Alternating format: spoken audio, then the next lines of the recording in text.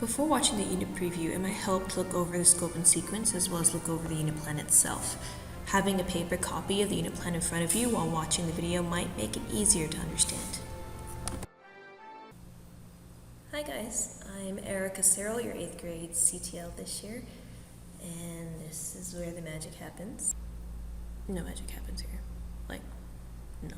I want to first make it our goal to change the scholar's mind about history in general.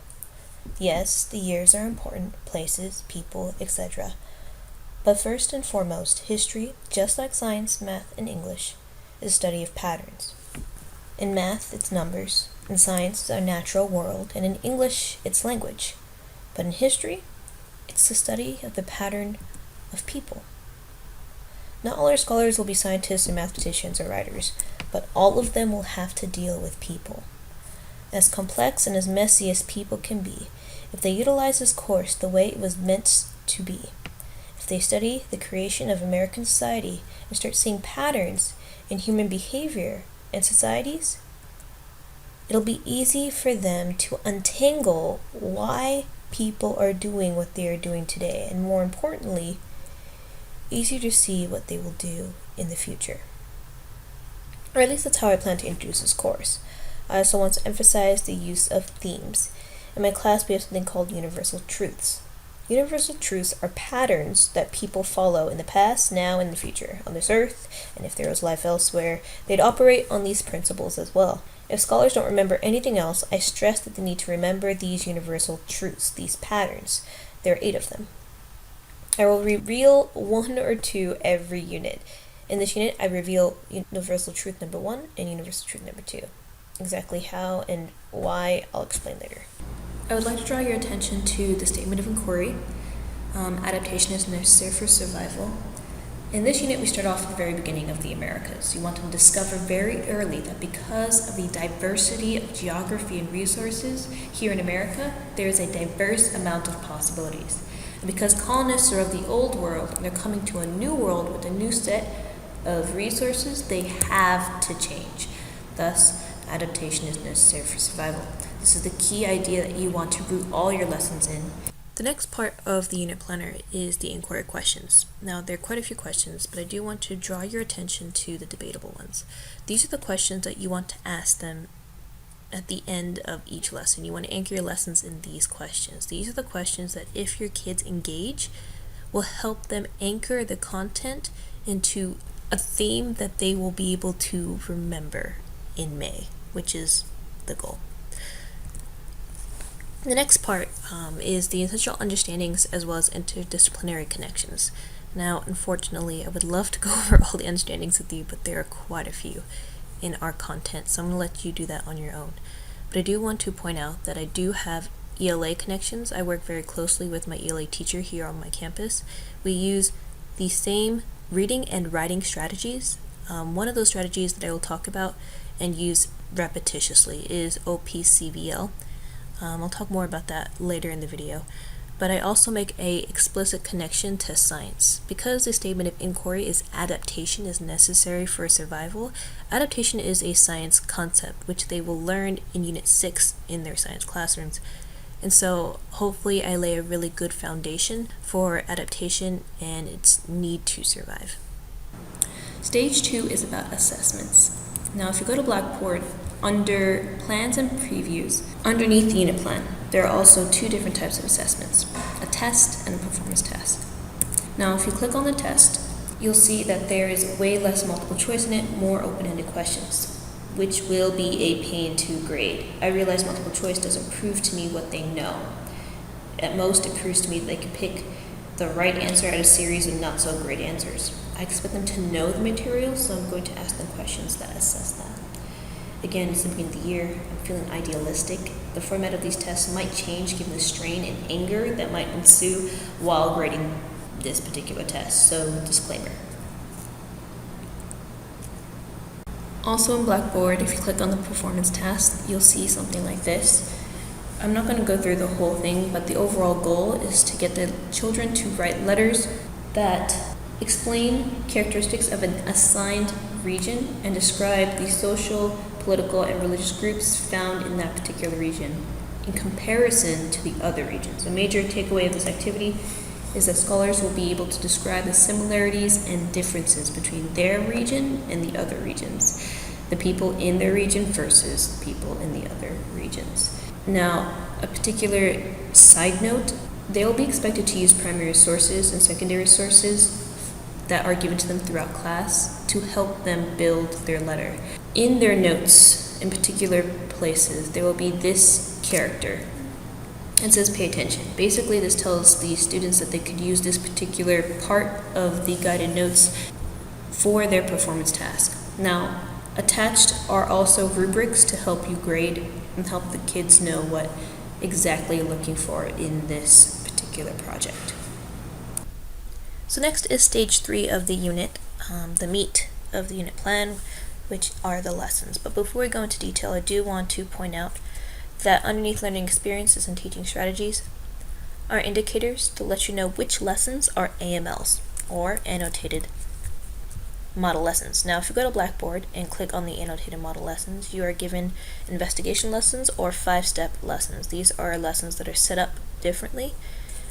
And on the unit plan, it indicates which lesson is set up which way. So if you go to the specific lesson, not only are you given a step-by-step of how to do the lesson, but you're also given rationale, why you do certain things certain ways. You are also given resources to help you complete the lesson. Now, if you scroll down towards the bottom of the unit plan, you will see a detailed account of each of the lessons. You'll be given the learning objectives, which are basically the TEKs. You'll be given the key knowledge points, which are broken down as well, and the assessment, which are the exit tickets. Now, I'm not going to go over each of these columns with you. I will briefly go over the main idea of the lesson as well as the key skill that you want your students to attain per lesson.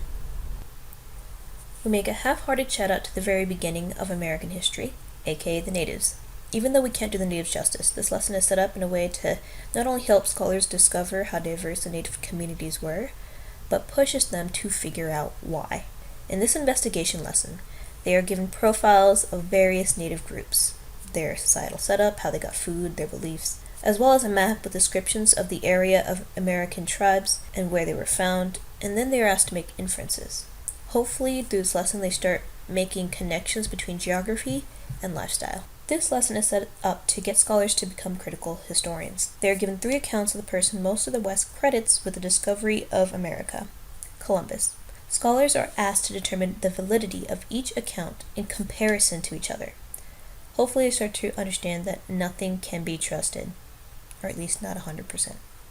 There is an annotated model lesson plan uploaded for this particular lesson. For other lessons that do not have annotated model lesson plans, if you go to the resource bank on Blackboard, underneath the content-based resources, there will be readings for particular lessons. In this lesson, a strategy that will be introduced is OCPVL.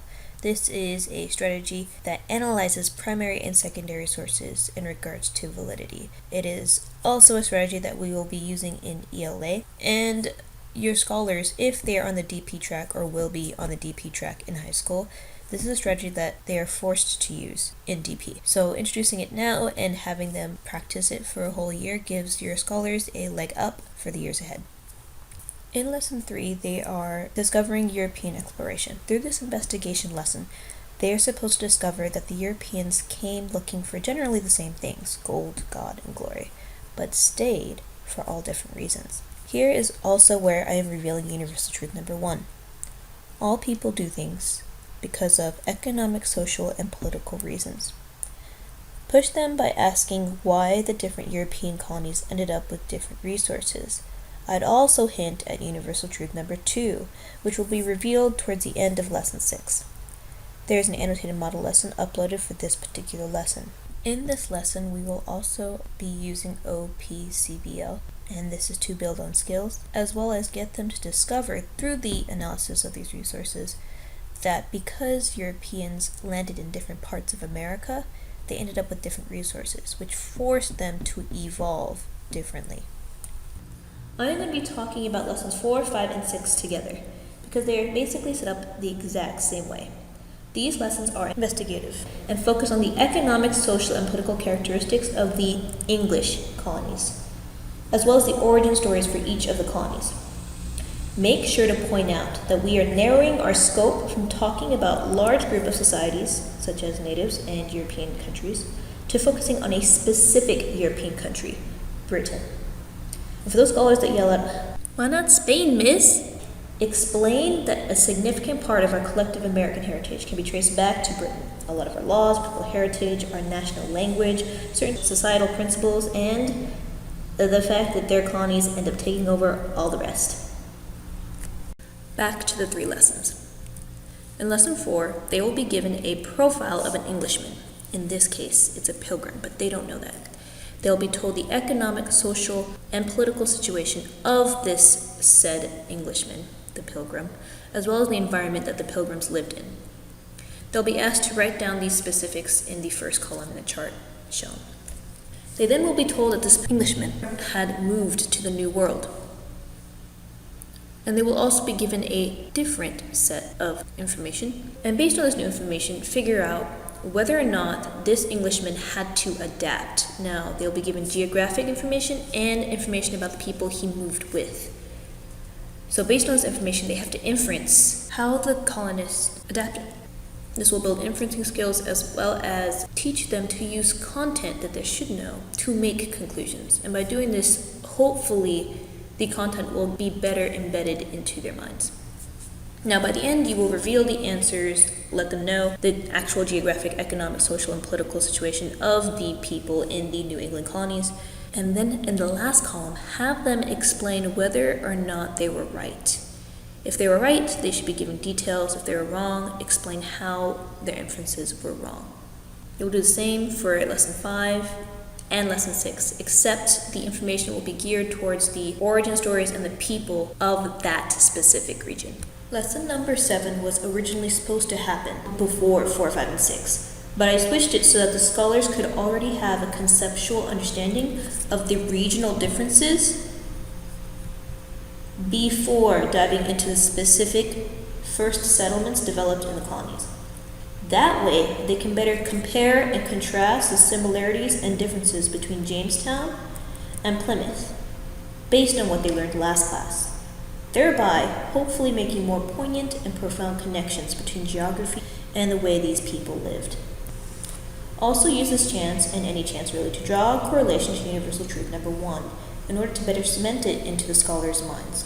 It is important that they visually can place where these 2 settlements are in America, so they can figure out the regional characteristics that differentiate these settlements. That way they can draw deeper connections and inferences between Jamestown and Plymouth. As a result, they are learning that because of evolving circumstances, the English colonists were forced to abandon their old mindset and practices. They gradually changed from being colonists of England, leaving their world in order to support the well-being of their mother country, to something fundamentally different. In this lesson, scholars will explore the effects of the Great Awakening by reading and annotating excerpts from Jonathan Edwards' Sinners in the Hands of the Angry God.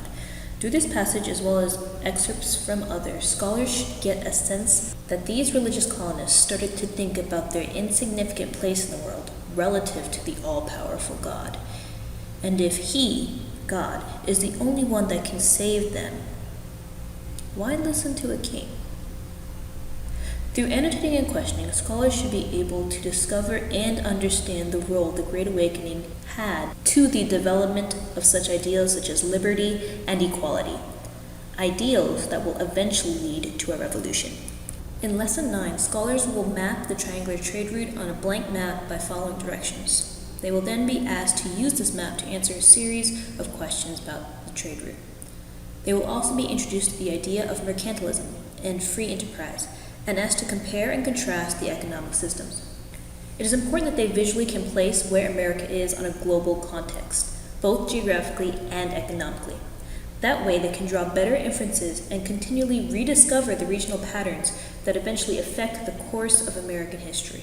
This lesson also lends itself to practice basic map skills. Use this lesson to note which scholars might need extra help with basics. Lesson 10 is arguably one of the most foundational in the course, and the content that continually gets misunderstood or completely forgotten by scholars. This lesson consists of a founding documents relay. In groups, they will be asked to analyze excerpts from select founding documents to answer clues one by one, moving on to the next clue only when the first clue has been correctly answered. They will be using OCPVL to help them figure out these clues.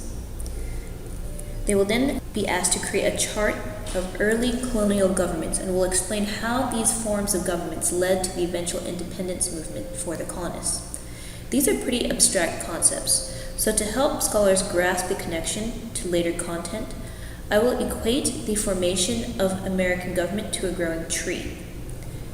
These are the seeds and eventual roots of American government. I also plan on creating a huge visual that I can add to throughout the rest of the year in hopes that it would help cement this idea in scholars' minds. This lesson will help with the continual practice analyzing documents and will teach them to go back to learn material and draw new inferences and connections.